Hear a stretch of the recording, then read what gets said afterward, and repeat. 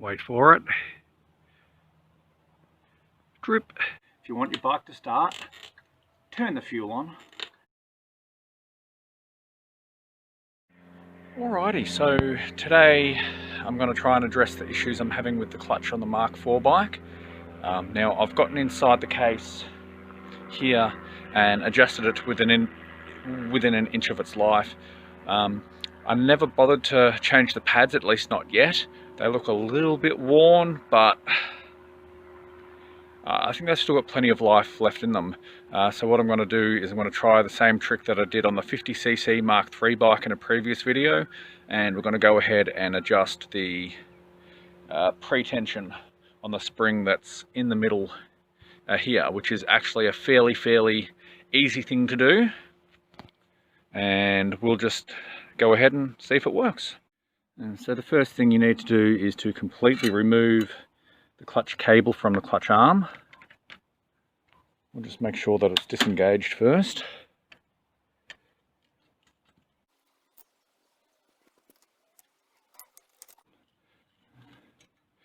Now there's some debate over whether or not you need to use these springs. It's a mixed bag. Some people prefer them, some people don't. I like to have them on just because, well, the engineers know something I don't.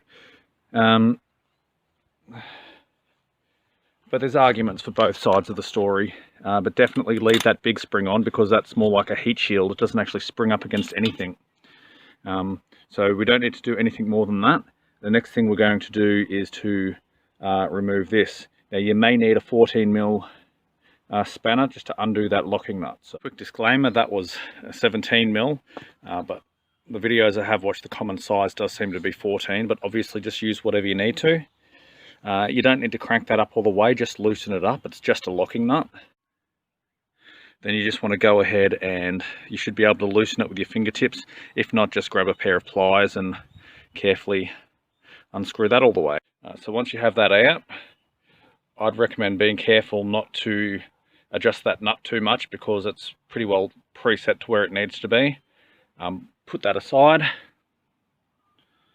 Now we look down into the hole that's there, if we can see.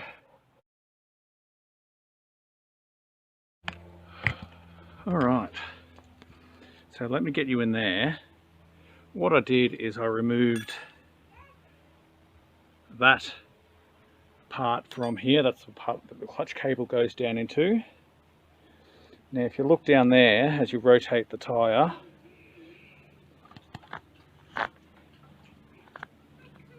we'll see if we can see it. There we go, you just saw it move there.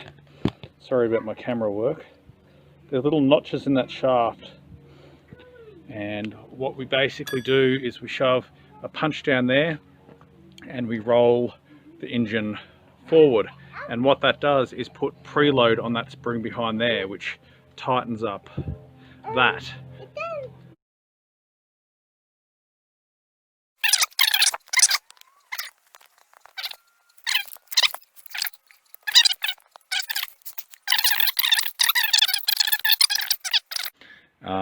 Now I'm not an engineer, I don't understand the science behind it. All I know is that it works. It fixed up the clutch on the 50cc, and it should do the same for this one. So I'll put this away and we'll see how we go. Alright, now I've got to say, this is a lot easier if you remove the carburetor first. I was just being lazy. It was a bit of a pretzel to get back into that hole, of course, until I removed that, got it out of the way, and it went straight in. So I went ahead and rethreaded the cable.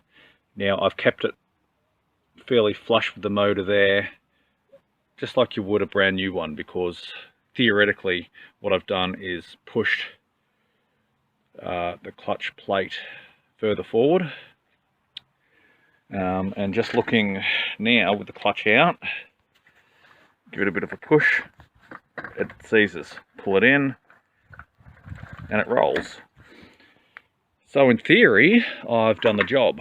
Now what I'll do is I'll set the camera up, run it down the backyard and see if I can get it to fire.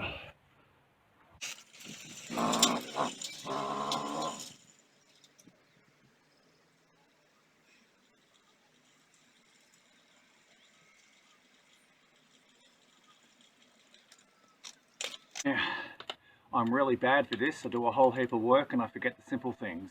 If you want your bike to start, turn the fuel on.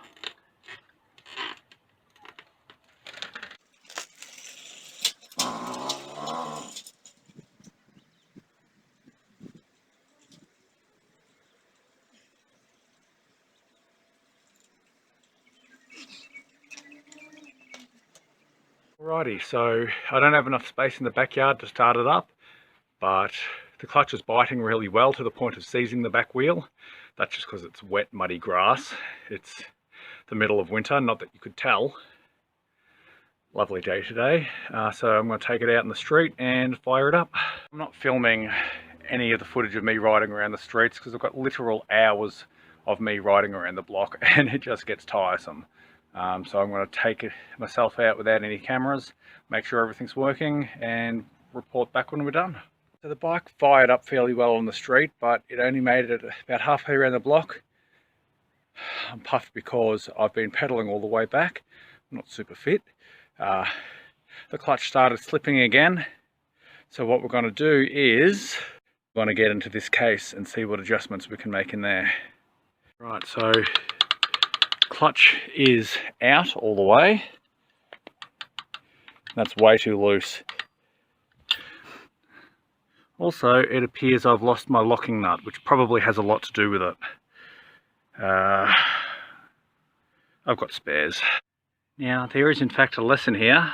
If you've ever wondered why that was important, it's because as you ride, the vibrations and the rotational force will loosen that off. Alright, so without adjusting the cable any further, we'll see how we go.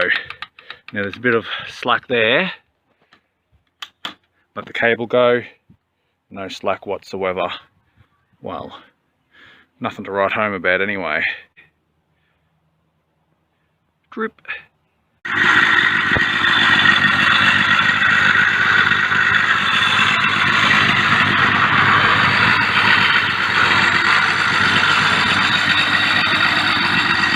Happy to report that the clutch is working perfectly fine.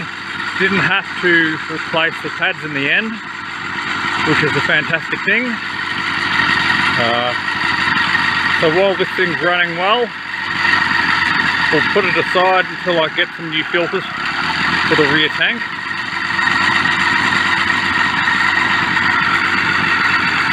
Look at this.